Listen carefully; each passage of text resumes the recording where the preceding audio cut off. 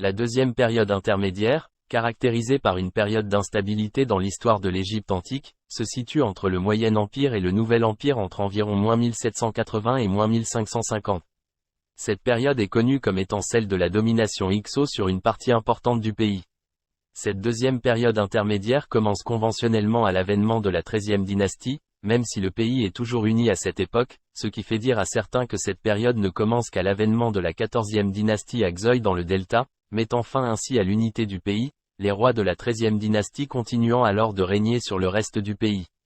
Cette période se termine lorsqu'Ahmosé Ier, à la suite de la conquête démarrée par ses prédécesseurs de la XVIIe dynastie, finit par conquérir Avaris, capitale des Hyksos dans le delta occidental, et ainsi unifier le pays et inaugurer le nouvel empire. Après la mort de Néferuzobek, la succession des rois est floue. En effet, pendant longtemps, Ougaf a été considéré comme le premier roi de la XIIIe dynastie, suivant en cela le canon royal de Turin. Mais certains chercheurs, comme Kim Riolt et Darrell Baker, pensent que le successeur de Néferuzobek était plutôt Sekemre Kutawi Sobekotep, qui semble avoir régné au début de la XIIIe dynastie. Ils expliquent ceci par le fait que le nom de Nesubiti de Sobekotep II est Sekemre Kutawi tandis que celui d'Ougaf est Kutawire, ainsi le scribe aurait interverti les deux noms par confusion. Quel que soit le roi, à partir de ce règne, l'Égypte est gouvernée par une série de rois éphémères pendant 10 à 15 ans. Les sources égyptiennes anciennes les considèrent comme les premiers rois de la XIIIe dynastie, bien que le terme dynastie soit trompeur, car la plupart des rois de cette dynastie n'étaient pas liés. Les noms de ces rois éphémères sont attestés sur quelques monuments et graffitis, et leur ordre de succession n'est connu que du canon royal de Turin, bien que même cela ne soit pas totalement fiable. Après le chaos dynastique initial, une série de rois mieux attestés règne plus longtemps, pendant environ 50 à 80 ans. Le roi le plus stable de cette période, Kasseremre Neferhotep Ier, règne pendant 11 ans et conserve le contrôle effectif de la Haute-Égypte, de la Nubie et du Delta, à l'exception peut-être des villes de Xoï et Avaris. Neferhotep Ier a même été reconnu comme le suzerain du roi de Byblos, indiquant que les premiers rois de la XIIIe dynastie ont pu conserver une grande partie du pouvoir de la précédente, au moins jusqu'à son règne. Il est remplacé par ses frères Saator, puis Khanfere Sobekotep. Par la suite, l'unité du pays se délite à la suite de la proclamation de nouveaux rois dans des villes du Delta, à commencer par Xoï. Pendant la XIIIe dynastie, les villes de Xoï puis d'Avaris ont commencé à se gouverner elles-mêmes, jusqu'à un certain point. Les dirigeants de Xoï étant les rois de la XIVe dynastie, et les dirigeants asiatiques d'Avaris étant les Hyksos, signifiant « chefs des pays étrangers », de la XVe dynastie, qui devait être un groupe de peuples provenant du Proche-Orient établi dans le delta depuis la XIIe dynastie. Selon Manéthon, cette dernière révolte aurait eu lieu sous le règne de Khanfere Sobekotep, bien qu'il n'existe aucune preuve archéologique.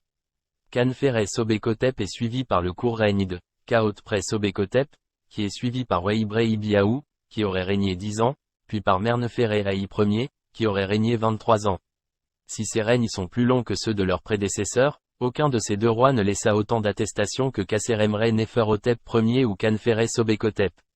Malgré cela, ils semblent tous les deux avoir tenu au moins une partie de la Basse-Égypte. Après Mernefere Haï, aucun roi ne laissa son nom sur aucun objet trouvé en dehors du sud. Au début de la dernière partie de la XIIIe dynastie, les rois du sud ne règnent que sur la Haute-Égypte. À l'extrême fin de cette dynastie elle perd pied en Nubie, au profit du puissant royaume de Kerma. En ce qui concerne les rois de la XIVe dynastie elle-même, presque rien n'est connu. Basé à Xoï, Néhési fut peut-être son fondateur. Après le très court règne de ce roi, la plupart des chercheurs, parmi lesquels Manfred Bietak et Kim Riolt, s'accordent à dire que la région du delta a été frappée par une famine prolongée et peut-être un fléau qui a duré jusqu'à la fin de la XIVe dynastie. La même famine a peut-être touché la XIIIe dynastie, qui ne devait gouverner alors que la Haute-Égypte et qui présente également une instabilité et de nombreux rois éphémères au cours de ses 50 dernières années d'existence, d'environ 1700 avant l'ère commune à 1650 avant l'ère commune. L'état d'affaiblissement des deux royaumes peut expliquer, en partie, pourquoi ils sont tombés rapidement sous la puissance émergente des Hyksos vers 1650 avant l'ère commune. La 15e dynastie est formée vers -1660 à Avaris, delta oriental, par les Hyksos, qui signifie « chef des pays étrangers ». On ignore leur origine exacte mais ils devaient être une coalition des peuples du Proche-Orient qui avaient immigré dans le delta depuis le Moyen Empire. Les rois égyptiens de la XIIIe dynastie gouvernent le sud du pays jusqu'à Memphis. Puis, le souverain Hyksos Salitis s'empare d'une grande partie du pays, grâce à leur avance technologique en matière d'armement, cavalerie, utilisation des chars, des cuirasses et du képech. Toutes les provinces font allégeance aux souverains Hyksos. Même Thèbes, qui sera plus tard le foyer de la rébellion, semble s'y plier. Les 13e et 14e dynasties ne s'éteignent pas pour autant, mais perdent une part de leur autonomie. En réalité, les rois thébains formeront ce qui est appelé, soit la 16e dynastie selon la définition de Kim Riolt, soit la 17e dynastie selon une définition plus ancienne. Les rois de Xoï de la 14e dynastie prêteront allégeance aux Hyksos, tout comme d'autres roitelets du Delta et de Moyenne-Égypte, certains égyptiens, d'autres d'origine asiatique. L'ensemble de ces vassaux forme ce qui était appelé la 16e dynastie, dans son ancienne définition.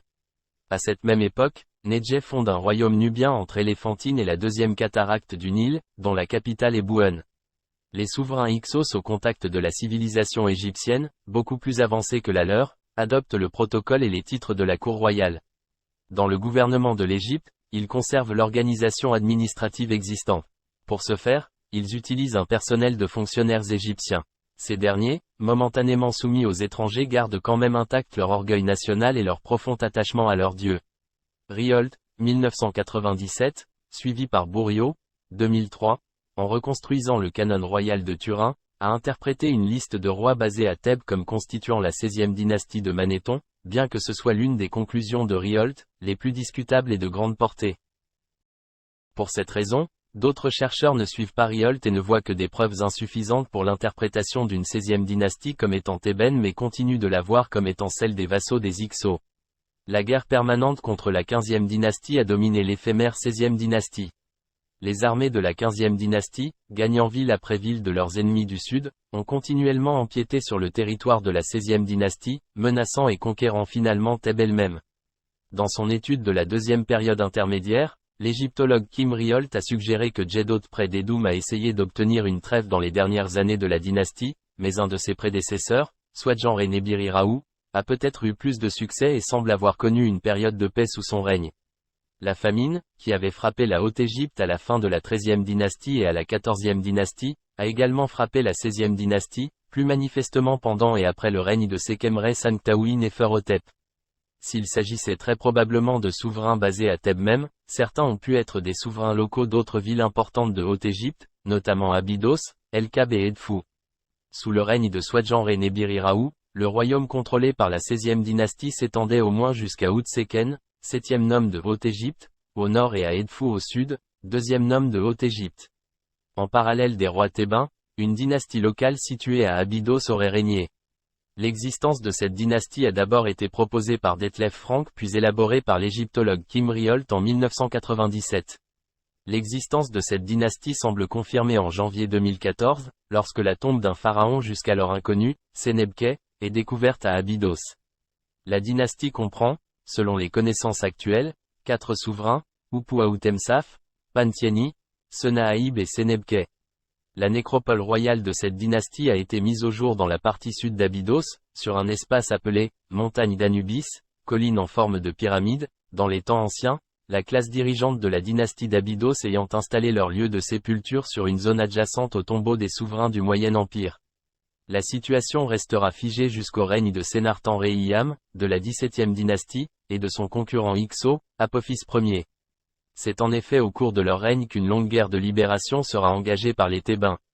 Elle sera poursuivie par Seknan-Réta, puis Wadjika et Pérekam qui repoussera la frontière nord de son royaume jusqu'au delta du Nil. Elle sera achevée par Ahmosé Ier qui en plus de chasser les Hyksos jusqu'en Asie mineure, se rendra également maître de la Nubie, mettant fin à la 15e dynastie Hyksos, et au royaume couchite de Bouën, où il installera une importante garnison. Avec lui s'ouvre la 18e dynastie et le Nouvel Empire. L'histoire de la reconquête du pays par les rois thébains nous est connue par 2 sources littéraires, un conte du Nouvel Empire, la querelle d'Apophis et de Sékénenré, Papyrus Saliéen, British Museum, et le récit funéraire d'un vétéran de cette guerre, Ahmès fils d'Abana. Il est cependant difficile d'y séparer la réalité historique d'une propagande thébaine ultérieure. La deuxième période intermédiaire égyptienne est une des plus difficiles à étudier pour les égyptologues.